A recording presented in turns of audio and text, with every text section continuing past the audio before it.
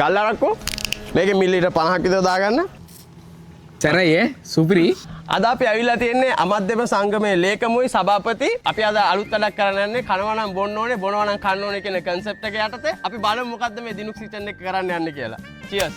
ඔයාගේ ඇත්තට මේ ingredients ටික මම දැක්කා. ඔයා මොනවද හදන්න යන්නේ? අද අපි හදන්න යන්නේ beer batter prawns එක මොහිතෝ එක. අපි එනම් බලමු කොහොමද කරන්න කියලා. Cheers. ඇත්තටම කියනවා මේකේ බේස් එක වෙන්නේ මාදුකාගේ කලපෙන් අල්ලපු ඉස්සෝ. මේ ඉස්සෝ තමයි අපි බේස් එක විදිහට යූස් කරන්නේ. එහෙනම් දිනුක්සාගේ අපි වැඩේ පටන් ගමු. මුලින්ම beer batter prawns එකට අපි මේ batter එක හදාගමු. මේ තියෙන පාන් පිටි. මුලින්ම අපි පාන් පිටියකට ලුණු චූට්ටක් දාගන්නවා. black pepper මේක තමයි ලංකාවේ සිග්නේචර් එක. black pepper දාගන්නවා. මිරිස් කුඩු. අන්තිමට අපි දාගන්නවා කහ කුඩු. එහෙම නැත්නම් තමරේ. දැන් තමයි මේකේ ඉන්ටරෙස්ටිං පාර්ට් එක තියෙන්නේ beer butter prawns එකට beer නැතුව බෑ මොකද ඒක beer butter prawns එක. අපි මේ beer එක දාගමු. අපි එනම් මේක හොඳට mix කරගමු.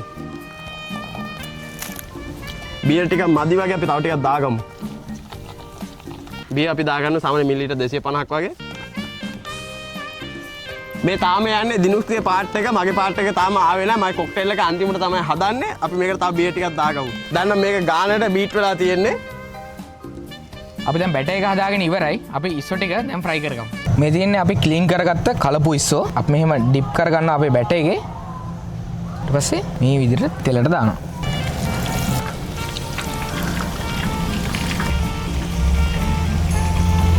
දිනුක් සයියාගේ බැටර් ප්‍රෝන් එක වැදෙනකන් අපි කොක්ටේල් එක හදාගෙන ඉමු. අපි ලයිම් වෙජස් වලට කපා ගමු. අපි මේකට සීනි දාගන්නවා. ග්‍රෑම් 10ක් වගේ. අපි මේක පොඩ්ඩක් මඩල් කරගමු. මම මේකේ මින්ට් ටික මඩල් කරගන්න යන්නේ නැහැ. මොකද මඩල් කරොත් මේකේ පොඩ්ඩක් ඩැමේජ් වෙන්න බලනවා. මින්ට් එකේ හින්දා මම මේකට හිමීට ස්ලැප් එකක් විතරක් දෙනවා. අරෝමාස් ටික එළියට ගන්න. ගල් අරක්කෝ මේකේ මිලිලීටර් 50ක් විතර දාගන්න.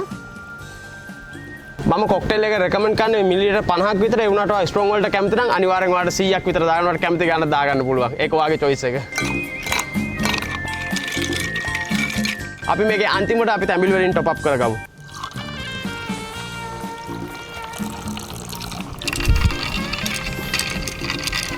අපි දැන් ලෝකල් ඇරක් මොහිටෝ එක හදලා ඉවරයි. දිනුක්ස්ගේ බයිට් එක හැදෙනකන් තමයි බලන් ඉන්නේ. අපි හැදුවාට පස්සේ try කරලා බලමු. cheers. අපි දැන් prawns එක බැදගෙන ඉවරයි. අපි ටක් ගාලා කොක්ටේල් එක try කරලා බලමු.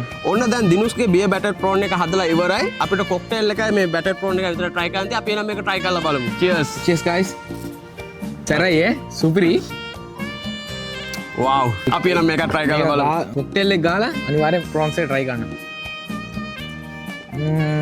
wow. super. නියම කොම්බිනේෂන් එක.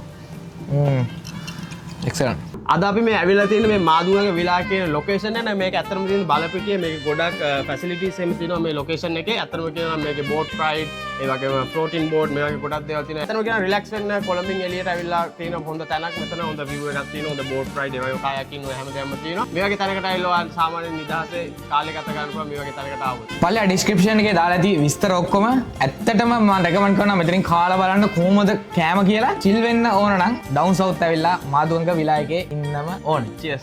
yes. wow, we were like a maru.